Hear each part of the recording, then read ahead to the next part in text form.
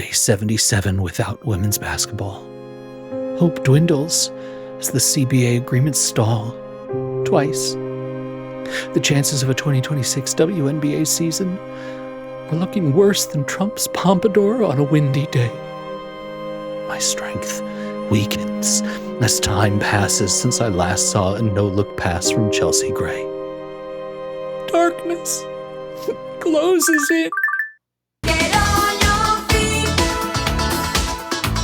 Get up and make it happen.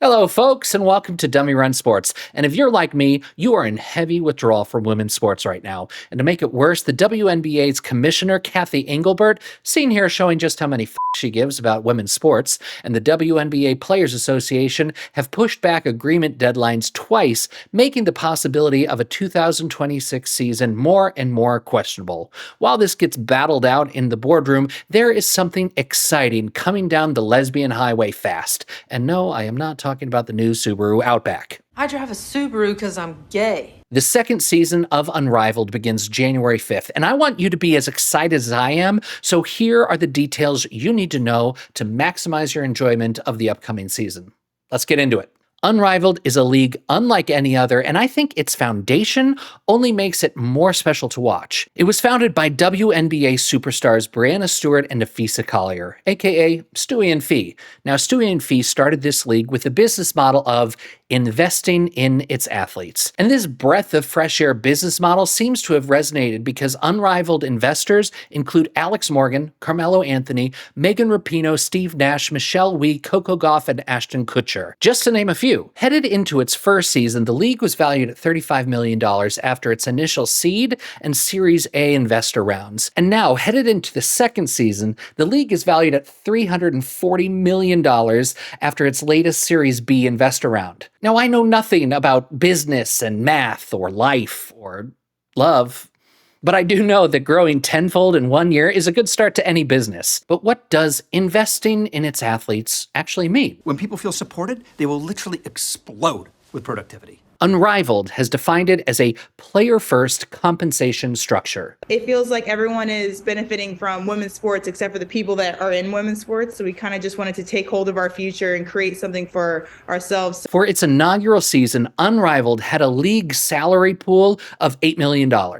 Divide that by the number of players in the league, and you get an average salary of $222,222. This is a very important number because in 2025, the WNBA, a league that is coming up on its 30th anniversary, has a max salary cap of $214,466. Now, Unrivaled has stated that not every player was paid the same amount last year. It's just an average. However, that $222,000 is before additional compensation like equity in the league and revenue shares. Right off the bat, Unrivaled sent a message to the WNBA and other leagues like the NWSL that competitive financial compensation and investment in its players is not just a profitable business structure for men's sports, but it is a mandatory practice that leagues must adapt if they want to secure the best talent in the world as women's sports becomes just as engaging and popular as the men's game. Paying women is not a charity. You think the money is fair right now for the players?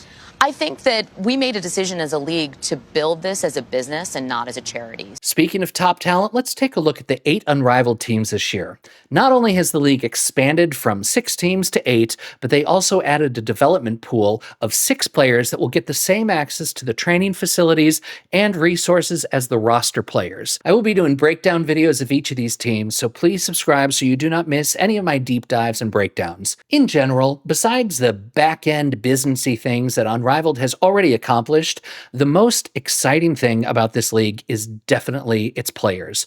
Look at these stacked rosters.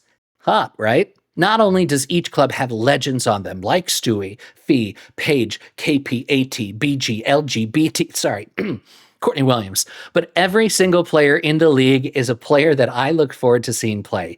Players like Ray Burrell, Lexi Hall, Kate Martin, Naz Hillman are all high-energy fan favorites that come off the bench and make huge impacts in WNBA games. 3v3 is not for the faint of heart. Unrivaled emphasizes pace of play and game flow. Games are played on a modified full court, 70 by 50 feet, and they have an 18-second shot clock. There are still 4 quarters in a game, but there's a twist. The first 3 quarters are 7 minutes each, and the final quarter is played to a final winning score instead of a final buzzer, which means at the end of the third quarter, 11 points will be added to the highest score to calculate the winning score. I'll give you an example. If at the end of the third quarter the score is 55-60, 11 points will be added to the top score, which is 60, making the winning score 71 points. So the team to reach 71 points is the winner.